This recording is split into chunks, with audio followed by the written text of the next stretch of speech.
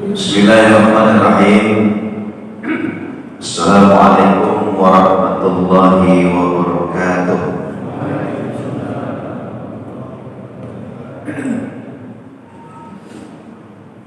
Innal hamdalillah wassalatu wassalamu ala Rasulillah wa ala alihi wa sahbihi wa mawala, la hawla wa la quwwata illa billah.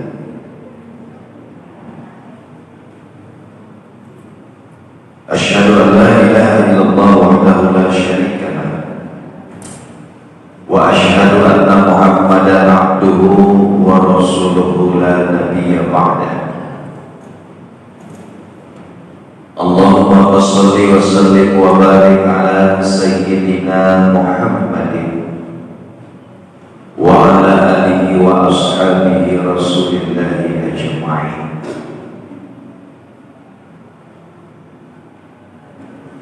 Faqala Allah ta'ala fi kitabihil karim, a'udzu billahi minasy syaithanir rajim. Ahasiban nasu ayyutraku ayyaqulu amanna wa hum la yuftanun.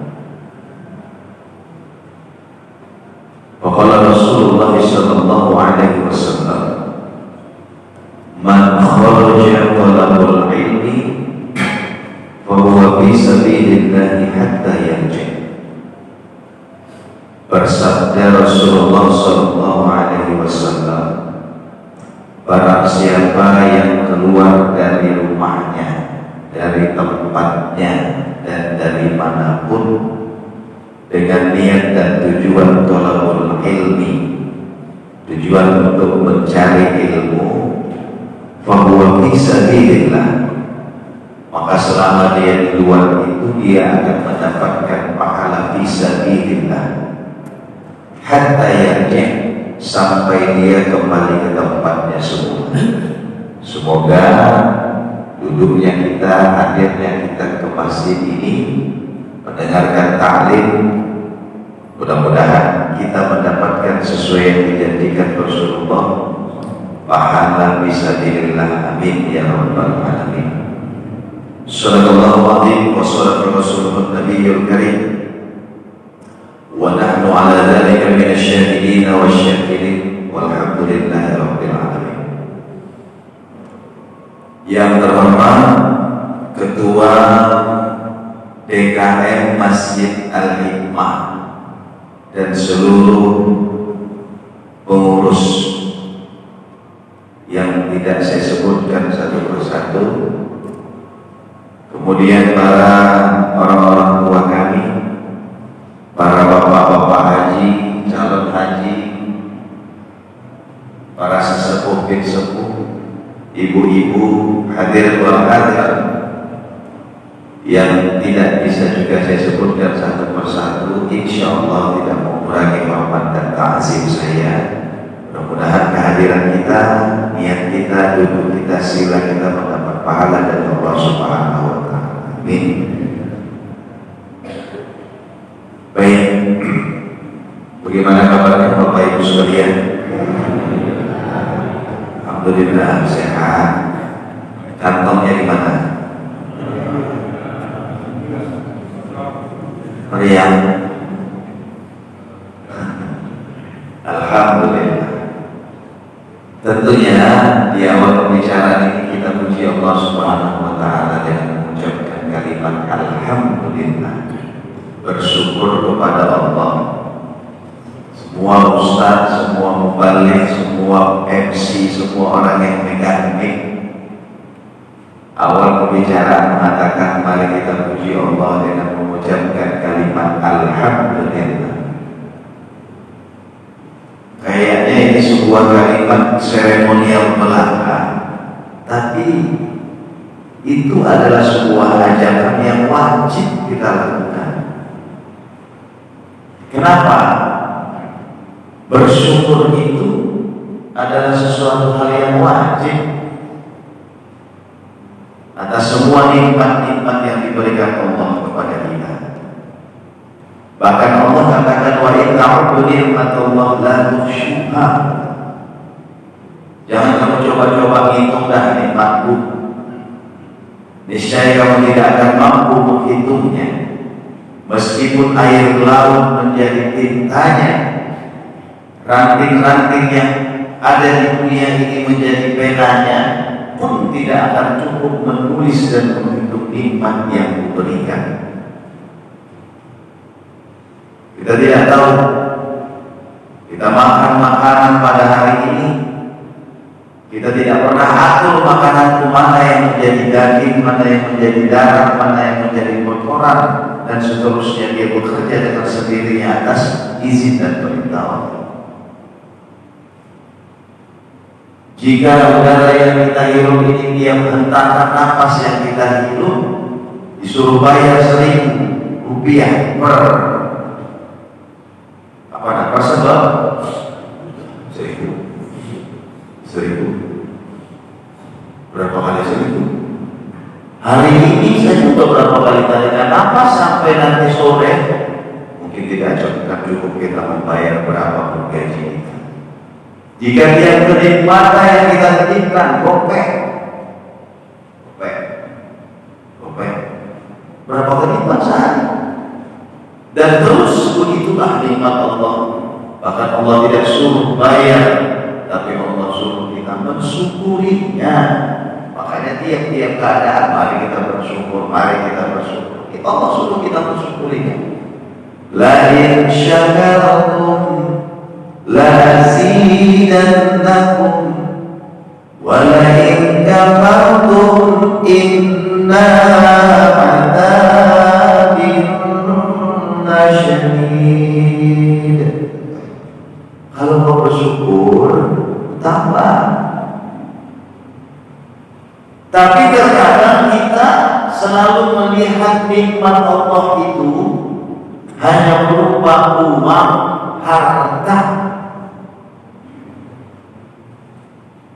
Bahkan nikmat Allah yang Allah kasih kepada kita terkadang kita tidak nikmati, padahal itu sebuah nikmat. Sampaikan sibuknya kita melihat nikmat yang diberikan Allah kepada orang lain. Banyak nikmat-nikmat Allah kita tidak nikmati, padahal itu nikmat. Begitu Allah cabut nikmat itu, baru kita sadar itu rupanya nikmat. Bapak Ibu, kebetulan kan saya kerja di rumah sakit RSUD Kota Tangerang Selatan. Tadi saya dari sana jam 3. Sebelum saya berangkat nonton bola dulu, Argentina melawan apa tuh? Siapa yang menang? Argentina ya? Malam kan Brazil lawan Kroasia, kalah tuh Brazil, Masya. Dan itu kosong sebenarnya.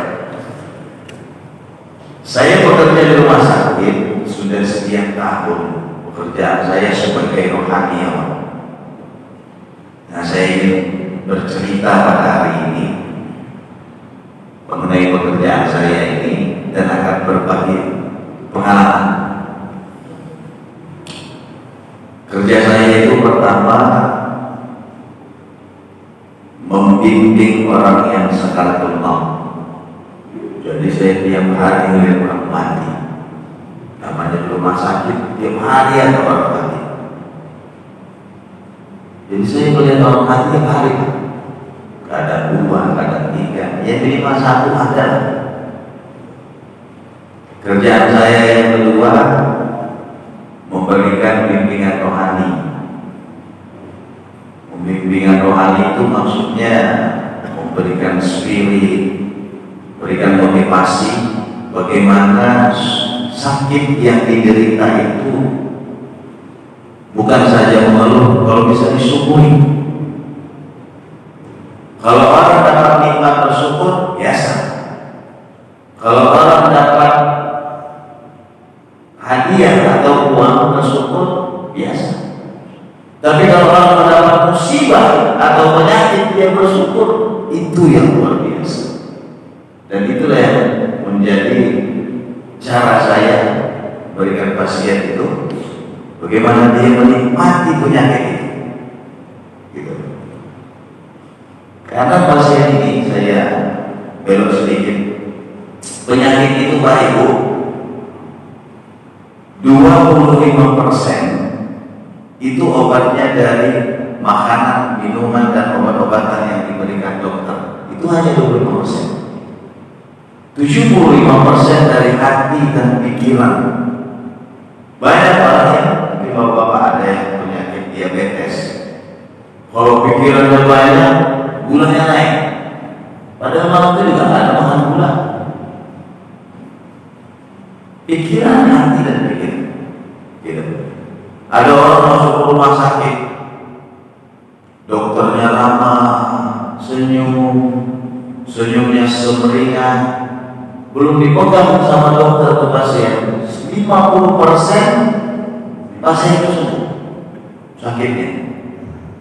Tapi ada dokter yang mukanya serem, pasien tadinya sakitnya yang baru sedikit, begitu melihat muka dokter, nambah penyakitnya. Ada. Nah, jadi tugas saya juga memberikan bimbingan sama dokter-dokter. Bagaimana cara melayani yang baik dengan hati, bahwa melayani itu juga bagian dari ibadah dan seterusnya. Kemudian pekerjaan saya yang ketiga membantu IPJ namanya. IPJ itu instalasi pemusanahan jenazah. Ada petugasnya, tapi saya menangani pasien-pasien yang motoran saja. Jadi kalau saya menyari kotak orang saya biasa. Yang ke rumah sakit itu kan yang tabrakan lah, yang mati bunuh diri lah. Kemarin tahun 2001 COVID lagi tinggi itu, saya per hari menyelesaikan jenazah COVID 14 orang minimal, sampai saya kena COVID gara-gara itu. Alhamdulillah, kalau Allah sehat lagi. Nah, itulah beberapa pekerjaan saya. Dan pada hari ini, sesuai dengan tema yang kita lihat, udah hilang, udah lihat itu. Oh, jadi bukan saya buat sendiri. Tips bagaimana menghadapi orang sakaratul maut. Mau tahu? Dan tips ini sepengetahuan saya tidak ada di kitab manapun.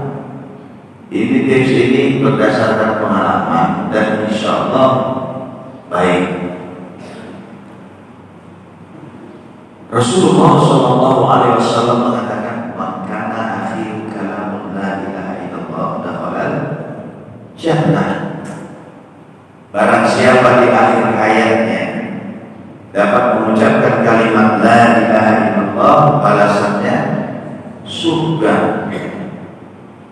6 tahun saya sudah bekerja di rumah sakit, mentalkinkan orang yang sakratul maut. Hampir 90% tidak ada yang mampu mengucapkan kalimat la ilaha illallah ini dengan sempurna. Padahal dia ahli. Padahal kita tahu kalimat thayyibah yang mudah dan termudah di antara semua kalimat thayyibah adalah la ilaha illallah. Contoh, bismillah itu bibir masih terkatup. Bismillah. Ada lagi astaghfirullah, tapi rumit lagi dari bismillah. Astaghfirullah. Na'udzubillah. Alhamdulillah dan seterusnya. Tapi la ilaha illallah, meskipun mulut dia disumpah pakai selang sekalipun, contohnya la ilaha illallah persis. Atau giginya rata, la ilaha illallah. Itulah kalimat thayyibah termudah di antara semua kalimat thayyibah. Sehingga Rasulullah mengatakan, kalau di akhir kalimat la ilaha illallah itu kamu sanggup mengucapkan balasan surga. Itu pun berdasarkan pengalaman saya ini. Alam kalau pernah ada pengalaman bapak yang lain, tapi pengalaman saya setiap hari mentalkinkan orang, hampir 90% tidak mampu mengucapkan kalimat ini dengan baik. Ada apa dengan kita itu? Nah, pada hari ini saya ingin berbagi cara bagaimana cara menghadapi orang yang sakratul maut itu. Tentunya orang yang sakratul maut itu orang yang kita cintai, mungkin keluarga kita, mungkin istri kita, mungkin suami kita, mungkin orang tua kita, mungkin anak kita, atau siapapun yang kita cintai, atau siapapun yang kita kenal. Kita inginkan akhir hayatnya adalah husnul khotimah. Kan begitu?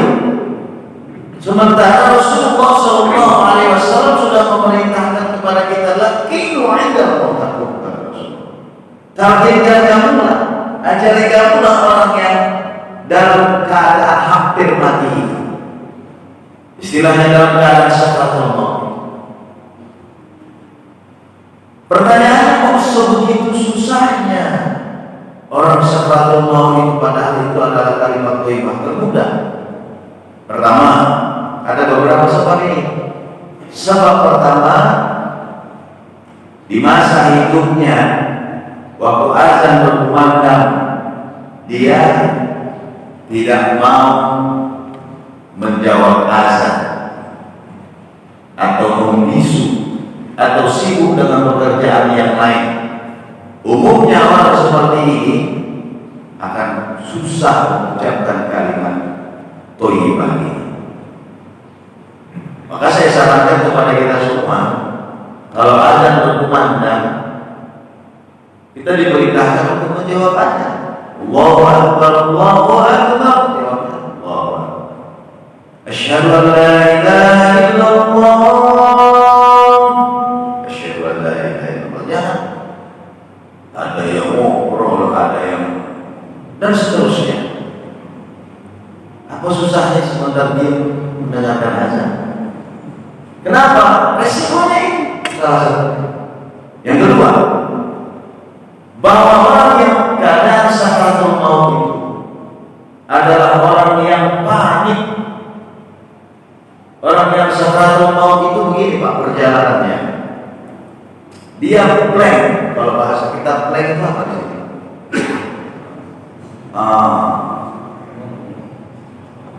Blank, ngerti blank ya? Blank ya? Itu bahasa Medan, bahasa Tawi itu blank. Nah, blank lah pokoknya. Blank, sehingga yang bisa mengucapkan kalimat itu adalah orang yang biasa mengucapkan kalimat itu. Kalau masa hidupnya terbiasa mengucapkan kalimat yang tidak baik, niscaya yang keluar dari mulutnya adalah kalimat yang tidak baik. Maka la ilaha illallah walaupun mudah. Contoh orang panik itu gini Pak. Kita kan biasa baca Fatihah, lagi waras nih. Alhamdulillahirabbil alamin. Apalagi banyak orang kita lagu-laguin Ar-Rahmanir Rahim, Maliki Yaumiddin, kan begitu. Tapi giliran panik, hilang itu Fatihah. Malah yang keluar pas sudah kalian potong-potongnya, buru-buru Fatihah malah doa, maafkan dibaca. Allahumma barik lana fi ma razaqtana. Artinya orang yang panik itu dia yang keluar dari mulutnya dan sikapnya yang biasa diucapkan. Begitulah orang yang sakratul maut. Ada 4 tips atau 4 cara atau 5 cara yang ingin saya bagi pada hari ini. Bagaimana cara orang yang sakratul maut kita hadapi. Seperti yang biasa saya lakukan di rumah sakit itu, bahwa orang sakratul maut itu adalah orang yang panik. Maka menghadapi orang panik jangan dengan kepanikan. Itu satu dulu. Jadi kalau ada keluarga kita yang sakratul maut di rumah, di kamar atau di manapun, itu dia dalam keadaan panik, maka kita jangan panik. Bagaimana mungkin menghadapi orang panik dengan kepanikan? Sementara menghadapi orang panik dengan ketenangan aja belum tentu dia tenang, apalagi dengan kepanikan. Maka cara tidak panik itu pertama, paman di dalam kamarnya atau dalam ruangan orang yang sakratul maut ini, orang yang keluarkan Orang yang lagi teleponan, keluarkan dari ruangan itu. Orang yang lagi menangis, keluarkan dari ruangan itu. Kan biasa kalau keluarga lagi sakaratul maut, lagi cekap-cekap, biasa tuh perempuan nangis, yang seperti itu keluarkan. Yang lagi ngobrol, keluarkan. Ada yang biasa ngobrol dan berkeluarga, ini siapa sakit, ngobrol dan segini. Tidak usah keluarkan seperti itu. Cukuplah orang yang di dalam ruangan itu yang pertama, orang yang membaca Yasin. Kenapa Yasin? Kenapa bukan surah yang lain? Itu begitu pertanyaan kita. Karena Rasulullah SAW mengatakan, bacalah Yasin. Karena Yasin itu memudahkan segala urusan. Bukan berarti baca Yasin mendoakan dia mati. Kalau kita harapkan dengan bacaan Yasin ini, kalau memang belum sampai ajalnya, mudah-mudahan dengan Yasin ini mudahkan Allah menjadi sembuh.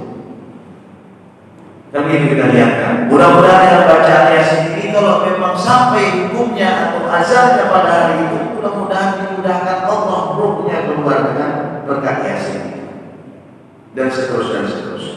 Karena pernah dulu di Medan begitu.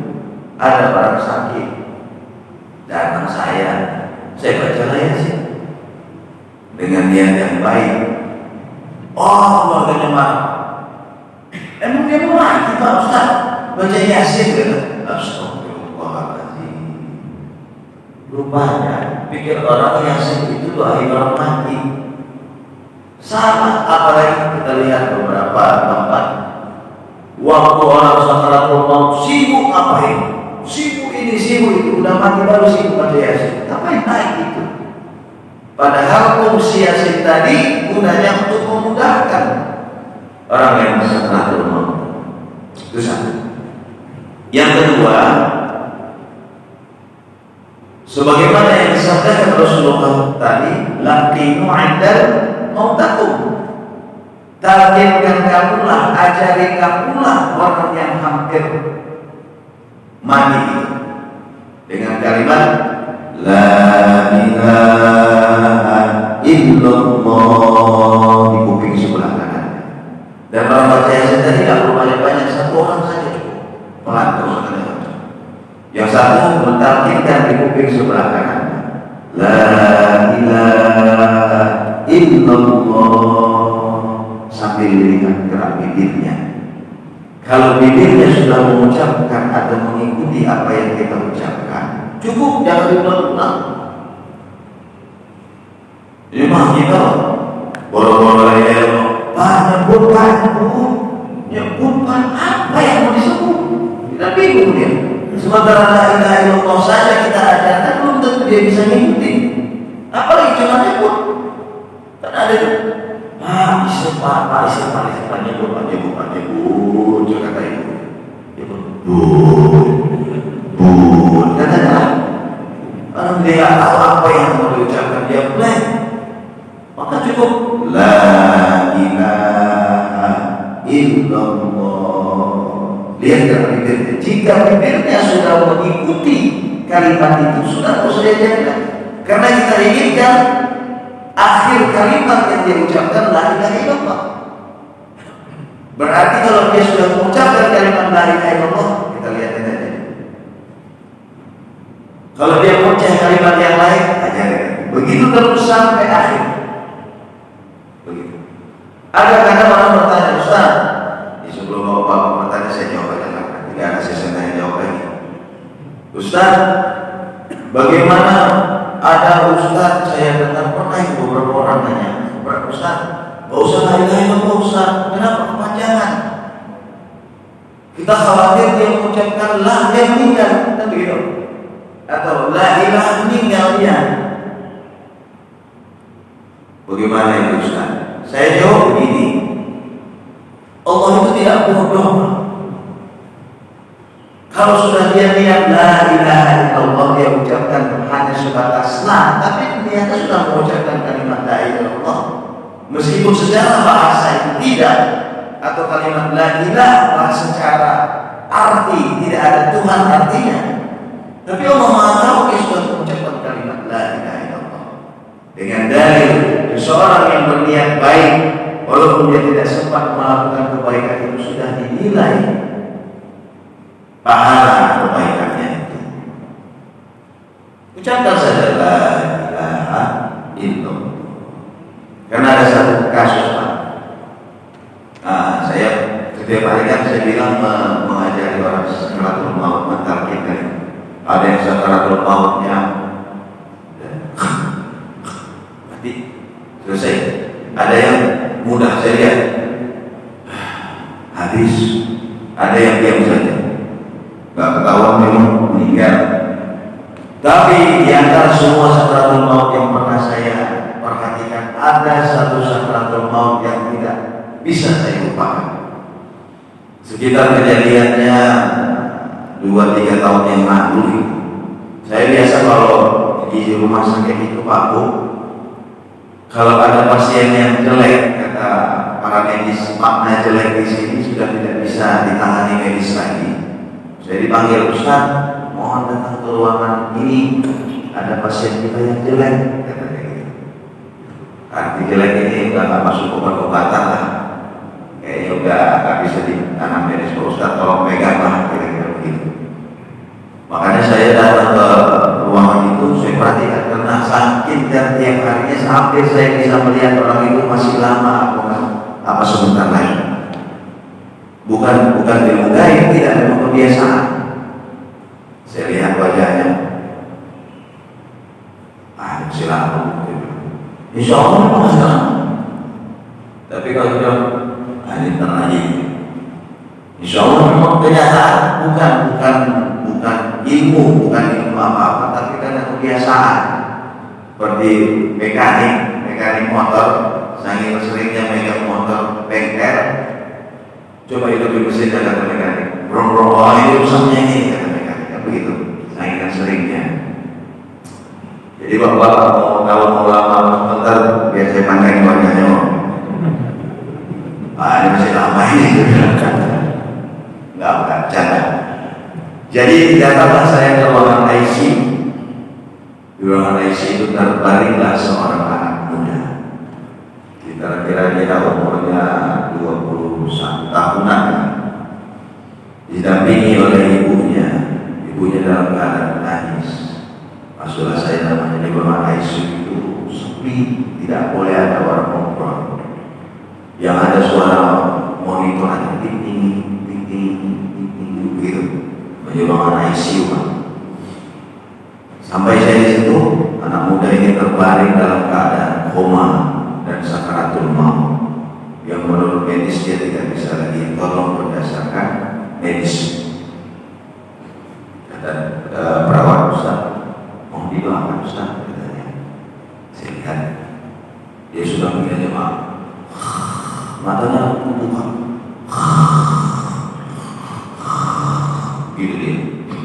Saya bilang sama ibunya, Bu, sabar ya, Bu baca Yasin yuk. Saya bilang, ibunya baca Yasin sambil menangis. Yasin wal Qur'anil Hakim innaka laminal mursalin. Namanya seorang ibu kepada anak. Dibacakan Yasin pasti dengan ikhlas. Lalu saya menargetkan di kuping sebelah kanan anak muda tersebut yang koma.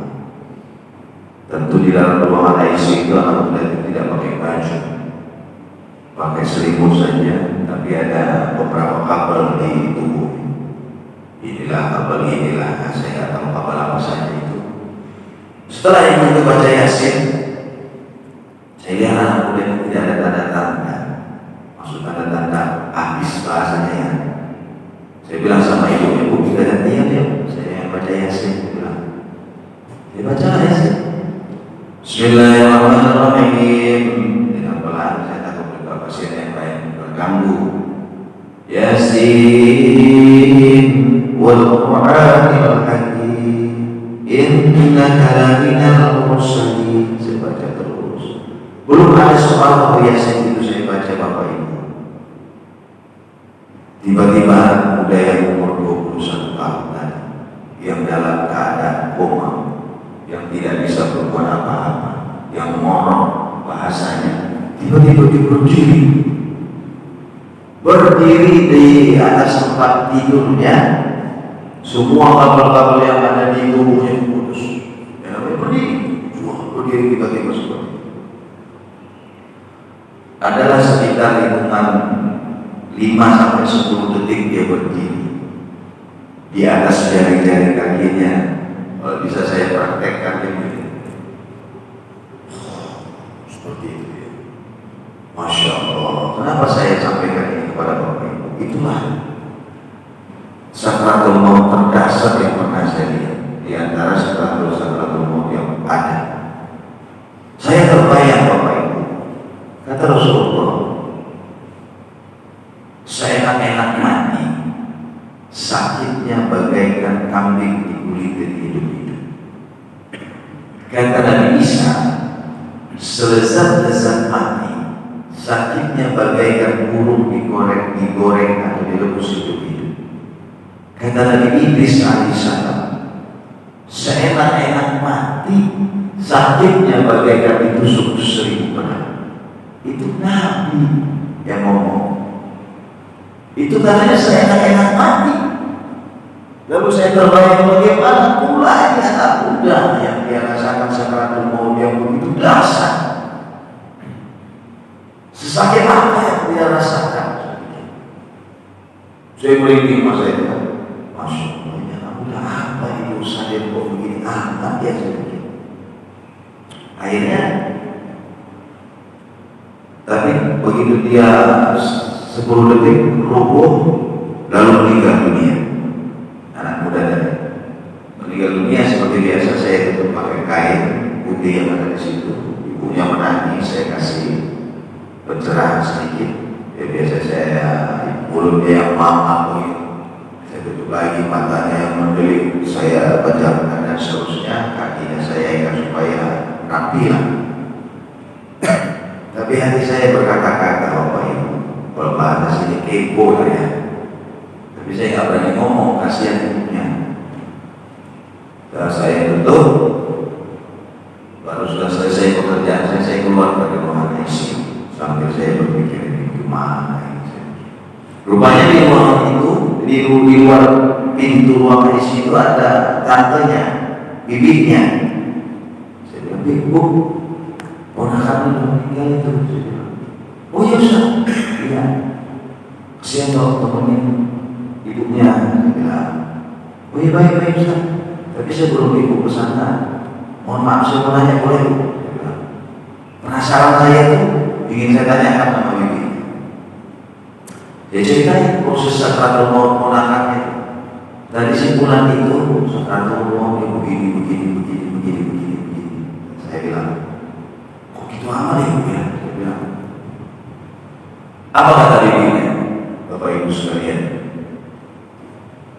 dia lemas, pantas sama Ustaz, kira-kira begitu. Wajar lah Pak Ustaz. Loh kenapa Bu? Itu dia itu sering membuat ibunya menangis itu. Maksudnya hampir tiap hari ibunya menangis dibuatnya. Artinya sedih dengan ulah dan kelakuannya. Kata dia tantenya, oh begitu ya. Ya baik. Dari situ saya mengambil kesimpulan Bapak Ibu sekalian, orang yang durhaka kepada kedua orang tuanya, orang yang durhaka kepada ibunya khususnya, pastilah sakratul maut akan sulit dia dapatkan. Dan pengalaman ini bukan 1-2 orang saya lihat. Orang yang durhaka kepada ibunya wabil khusus atau kedua orang tuanya, pasti saya mengucapkan kata pasti karena saya melihat itu, pasti sakratul maut akan susah dia dapat. Maka yang saya sampaikan ini bagi kita yang masih ada orang tua, kalau tidak mau sakratul maut kita susah nanti kita dapatkan, buru-buru kita minta izin dan minta maaf. Kalau orang tua kita sudah tidak ada, kalau ada dosa yang pernah kita lakukan, cepatlah berbakti, karena walaupun orang tua kita sudah tidak ada, masih bisa kita berbakti kepada mereka. Oh Bapak, Ibu-ibu Udah berapa dia sudah dia? Lupa saya, panjang banget ceritanya. 3 ya. Ini saya yang terlalu banyak ngomong atau kalau udah ngantuk gimana sih? Berapa sih? 2. Serius 2 ya. Baik, yang ketiga. Tips cara menghadapi sakaratul maut yang ketiga. Tadi kan baca Yasin ya. Yang ketiga adalah tentunya orang yang kita cintai dalam keadaan sakaratul maut tadi, dalam keadaan husnul khotimah tadi, ya, kita harapkan adalah jika malaikat rahmat bisa masuk ke situ, ke ruangan itu. Bagaimana caranya supaya malaikat rahmat bisa masuk? Hal-hal yang membuat malaikat rahmat tidak mau masuk kan satu, ada patung di dalam ruangan rumah itu, ada lukisan-lukisan, ya kan? Kalau ulama yang lain, ustaz-ustaz mengatakan kalau ada yang merokok keluarkan dulu dari ruangan itu. Maka kalau ada di ruangan kita itu lukisan, patung, waktu dalam keadaan sakaratul maut minimal turun dulu lah. Tapi kalau malaikat maut nggak ada urusan sama dia, masuk aja dia. Kalau boleh gara-gara patung sama lukisan malaikat maut nggak mau masuk ke rumah, saya banyak-banyakin patung di rumah supaya malaikat maut tak bisa masuk. Tapi malaikat rahmat yang saya maksud, karena malaikat rahmat ini juga menjadi asbab, menjadi wasilah bahwa orang yang sakaratul maut atau orang yang meninggal dunia bisa dalam keadaan husnul khotimah. Nah, demikian beberapa tips ini yang saya sampaikan. Pertama tadi, talqinkan dia, ya, talqinkan itu dengan cara lihat bibirnya. Kalau dia sudah mengikuti, stop, kita jangan terus. Kalau dia mau cek kalimat lain, ajarkan terus. Bagaimana jika dia koma, Ustaz? Orang yang koma itu Bapak Ibu sekalian, walaupun dia koma tidak bisa berbicara, tapi orang koma itu kupingnya mendengar. Kadang ada keluarga kita koma, dia diam, tapi masih hidup. Itu kupingnya mendengar. Takutkan saja. Lihat kedip atau gerak matanya, kadang begitu. Itu ada respon bahasanya. Kalau sudah ada respon, berarti kita berhusnuzon dia sudah mengikuti kalimat itu. Ya, yang kedua, jangan menghadapi orang panik dengan kepanikan. Sedangkan menghadapi orang panik dengan tenang saja belum tentu paniknya hilang, apalagi dengan panik. Orang panik itu pernah kita dengar ada ibu-ibu rumahnya terbakar, dia di dalam rumah beserta bayinya, punya bayi ini aneh, bayinya di sebelahnya di tempat tidur dia. Kemudian ada kebakaran, kata warga, rumahnya sudah habis api. Saking dan paniknya dia lari dia keluar, dia bawa, dia bikin bayinya yang dia gendong, bukan mental kulit. Kebakaran, katanya juga. Pas dia asal bayinya tinggal kebakar di dalam rumah, itulah orang yang panik. Karena orang yang panik itu, apalagi orang yang sakaratul maut, orang sakaratul maut itu lebih panik dari orang yang tenggelam di tengah lautan yang tidak pandai berenang. Di tengah lautan tidak pandai berenang, orang yang tidak pandai berenang, apa aja mau digapai, walaupun cuma ranting lidi sebiji akan digapai. Secara logika ranting itu tidak bisa untuk membantunya, tetap itu diraih. Begitulah orang yang panik. Maka orang yang sakaratul maut itu paniknya luar biasa. Maka jangan dihadapi dengan kepanikan. Bacakan Yasin yang ketiga, talqinkan yang keempat. Kemudian buang benda-benda atau simpan benda-benda yang membuat malaikat rahmat tidak masuk ke ruangan itu. Dan yang terakhir adalah jangan lupa orang yang ada di sekitar itu yang tidak melakukan apa-apa, ya, cukuplah dengan berdoa kepada Allah. Kita doakan, ya Allah,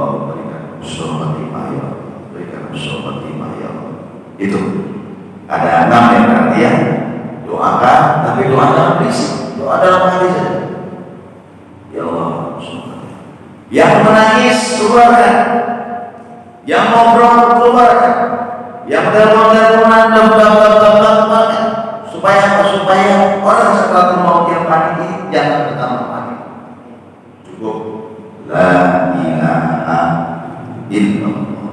Baik, ini saja dulu sebagai tips pembuka kita pada kesempatan yang baik ini. Mudah-mudahan apa yang saya sampaikan bagaimana cara menghadapi atau tips menghadapi orang sakaratul maut ini dapat bermanfaat buat kita. Ya, arti bermanfaat ini kita tidak tahu. Banyak sekali orang saya perhatikan keluarganya sakit atau sakaratul maut, dia bingung mau ngapain kan? Bingung dia ngomong ya, atau dia nangis, dia tidak tahu, tidak bisa berbuat apa.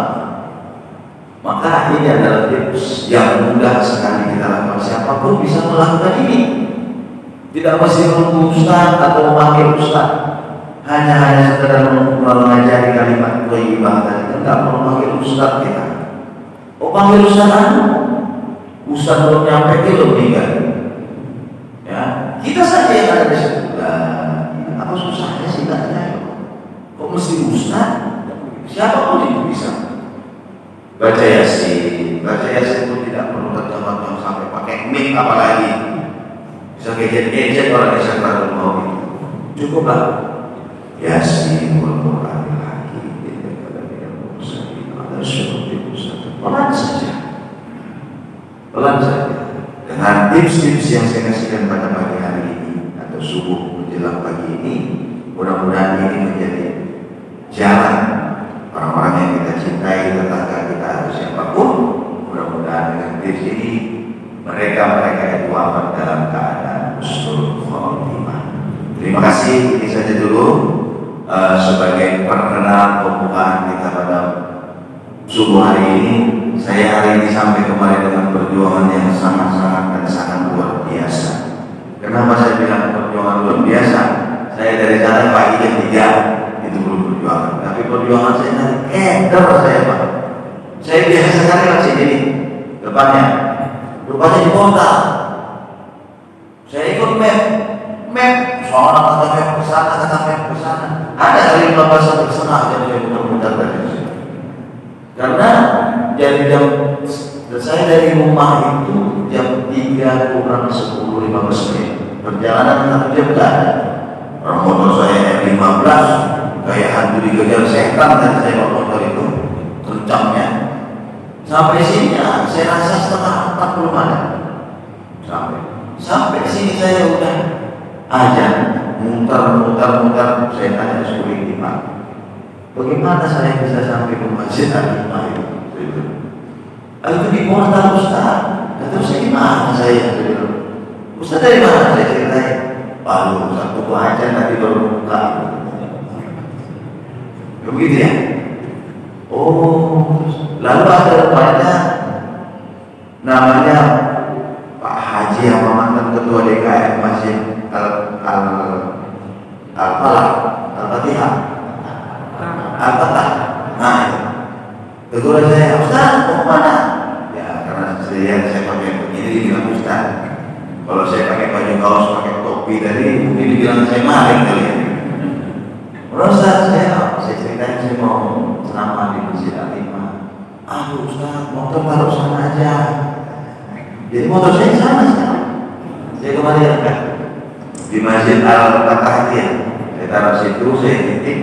Haji, mohon izin motor saya taruh di sini karena kalau saya menunggu azan nanti khawatir jamaah di sana,